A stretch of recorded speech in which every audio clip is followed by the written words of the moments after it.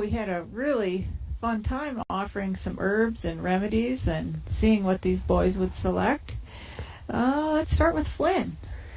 Yeah, so it was really interesting to me to see the stark contrast between what Erskine and Flynn selected, and it really just showed they have such different problems that we're trying to get rehabilitated. So it was really interesting to see what they chose. Yeah, and when we were working with Erskine with some of the pain remedies, he actually did what we see a lot of horses or animals do. He moved his body to the place where he wanted you to apply the pain remedy. In another session this weekend, we saw a very obvious, example of that. So tell us about, since we're talking about Erskine, let's talk about Erskine. Yeah, so both Flynn and Erskine we got just at the beginning of the summer in June, so we've only had them here for 4 months or so, and so they're both still working through some anxiety, integrating themselves into the herd and kind of figuring out within the herd hierarchy where they stand and trying not to get bullied by some of the other horses. And Erskine is definitely a lot more, he'll stand up for himself and isn't afraid to kind of boss the other horses around back, whereas Flynn is pretty timid and he spooks really easily, and I think holds a lot of anxiety because he's always feeling vulnerable and worried about getting picked on, whereas Erskine is more the one doing the picking on to some of the other horses that we've already had for a long time. So they've kind of reacted to being thrown into a new herd that's already been living together for years and years in very different ways. So I think that also is interesting based on what herbs they're selecting. Flynn has a lot more anxiety and was going for some of the rose oil and the neroli versus Erskine was very selective with the pain oils, and he clearly has some physical issues that Taryn and Laura were working with in some other sessions. So he definitely, like you said, was selecting those oils and moving his body into where he wanted them rubbed and where his pain is at. So. And it's really good to see as we progress in this journey, you'll really learn to see, and I think you've got such a great grasp of it already, how different animals show you what they need. Erskine was just right there with, here, put it here. And it correlated with the same area that Laura said he needed work on. So we're really getting some good hits, if you will, with what we're doing. We're seeing that what we're offering is really something that they're both needing, like you say, in their own ways. So I'm thinking forward now as we progress, talking first about Erskine, as you mentioned, his physical limitations, except wanting the pain remedies more. I think from here, what we'll do is continue to offer the herbal remedies in terms of the dried herbs. I think, didn't he take some barley grass too? Barley grass and meadowsweet. Okay, so barley grass is just a wonderful powdered version of like all that's good in the plant world, so to speak. And it's a very bioavailable source of vitamins and minerals.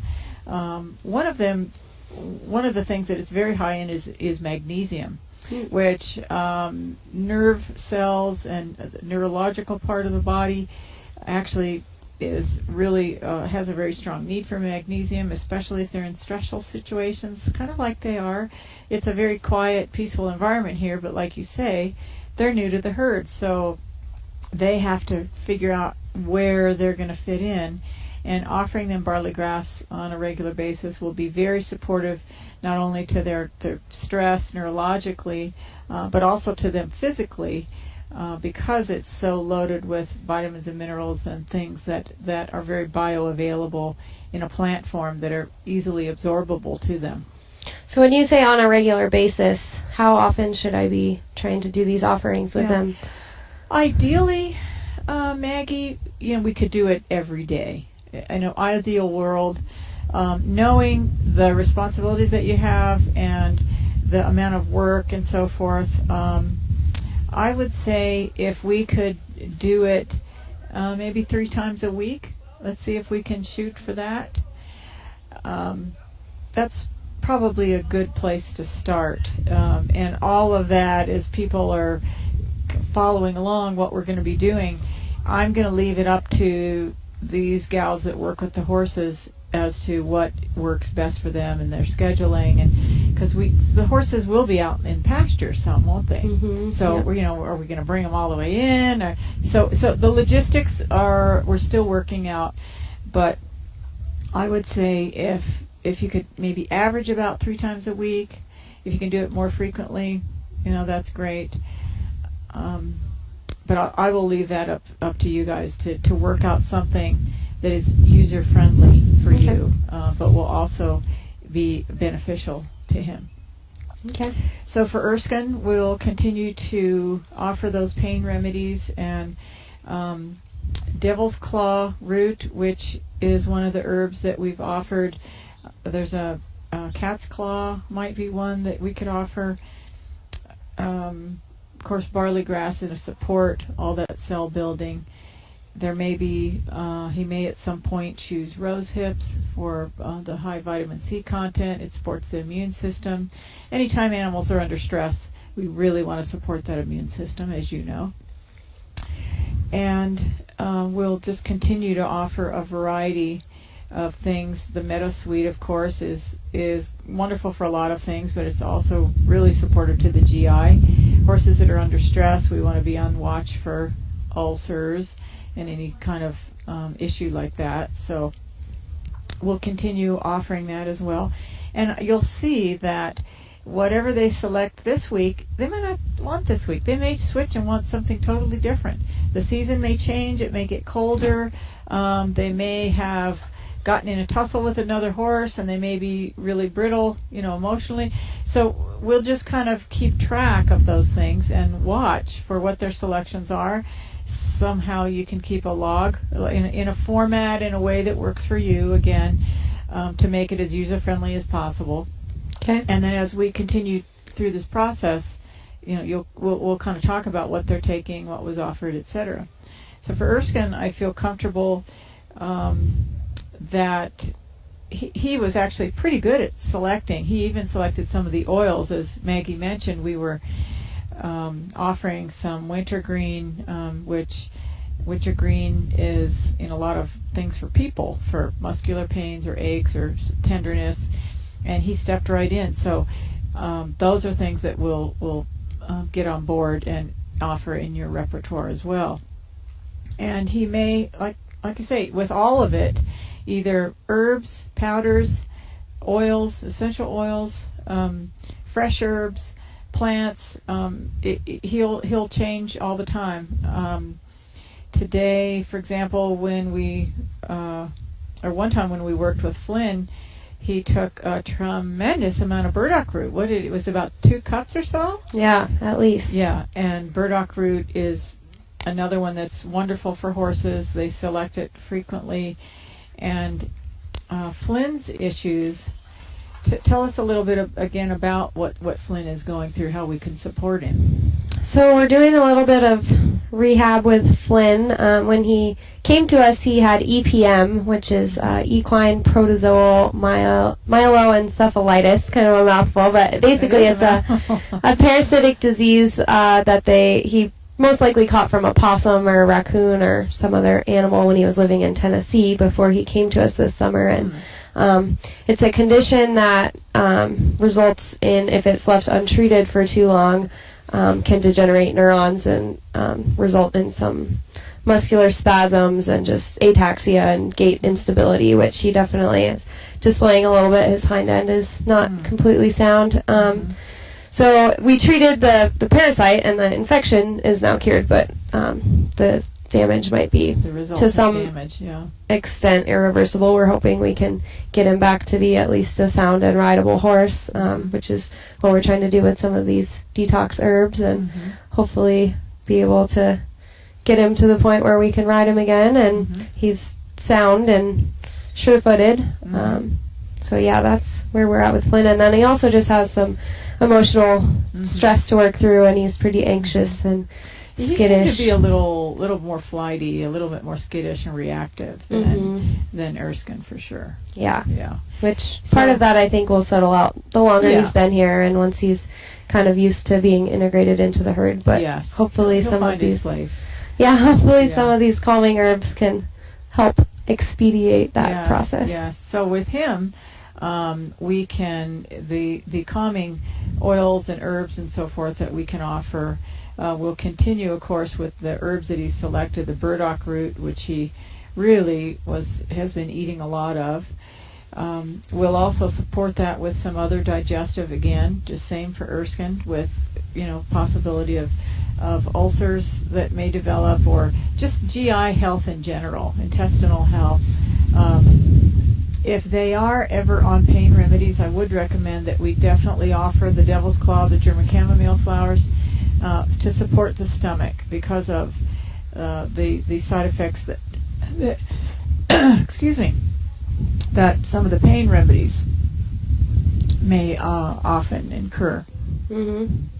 With him, we will work a little bit more with some of the emotional oils that animals tend to select, either when they're fearful or anticipating something painful or scary.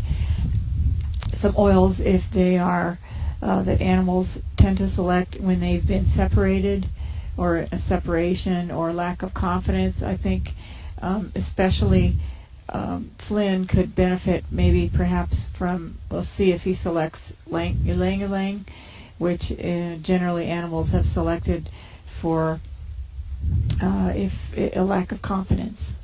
I kind of see a bit of that in Flynn. Do you see that too? Yeah, absolutely. Yeah, so we'll work from there, and as we progress, again, continuing in the frequency and mode that is convenient and works for you, we'll continue to talk about what he's offering or what he's selecting, and perhaps something else that we might offer in terms of moving him forward. We want people to know that we're not just helping with where he's at. We want to help encourage and strengthen him both physically with Laura's work and emotionally and mentally, in building his confidence, building his place, here, having him feel comfortable in his environment, but also comfortable in his body. And even though, as you mentioned, there is some neurological damage that it's just there at this point. But how can we support his body in rebuilding, in tissue regeneration or healing where we can, and working on those things as well? So we may be working with things that really support that, the barley grass, of course, the rose hips, and some other remedies that we'll go through as we work through this process in order to give him the opportunity to have available all the things that his body will tell him that he needs to heal and move forward with what he's got. So another thing that I'm really excited about, Maggie, is with you being a pharmacology student, you when we had our discussion a few days ago about the scientific end of things, I could see your eyes light up. When you looked at my notes from my science class, you're going, I know this, and I was like, oh, yay. So I'm really excited to learn from you, too, some things that you can help teach me deeper into the scientific side of things, because I want to understand. I mean, I've seen these things work. I've seen animals make selections, and I've seen that this is the real deal. This is not just something that we're making up. So I want to be able to learn more about how that happens in the body and on a cellular level, and whatever you've learned that you can help me with. I would really appreciate you sharing that with me too. So the cool thing, we're going to be learning from each other. So this is one of the most exciting associations for me, because usually I'm dispersing everything, and now I get to learn some more too. So I really appreciate you sharing with me too. So yeah, absolutely. It's fun. This is an exciting collaboration for me, just with my own pharmacy interests and with Dunrobin Ranch. Hopefully we can get these horses rehabbed and maybe start an herb garden. I think Suzanne's interested in getting something going with the garden next summer. So yeah, I think there's lots of potential for both of us continuing to collaborate and learning from each other. And I am excited to incorporate my passion for animals into the pharmacy world and delve into that science behind it with you and kind of understand why they're selecting what they are selecting. And yes, exactly. And I think I know of the other people that are doing this work. I don't know of anybody in the world. There may be some people in Tokyo that are doing some of this kind of scientific work alongside the study of zoopharmacognosy, but maybe Tokyo and Dunrobin. So it's pretty exciting, and I'm looking forward to sharing it with other practitioners around the world that I keep in very close touch with. So this is going to be fun. Great. Well, yeah, I'm excited to be a part of it, and we really appreciate you coming to visit the ranch this week, and cannot thank you enough for all of your time and what you've shared with us and taught us. And thank you. Very much looking forward to continuing to collaborate with you. So great. Very good. Let the games begin. Yeah. All right. Thanks for tuning in.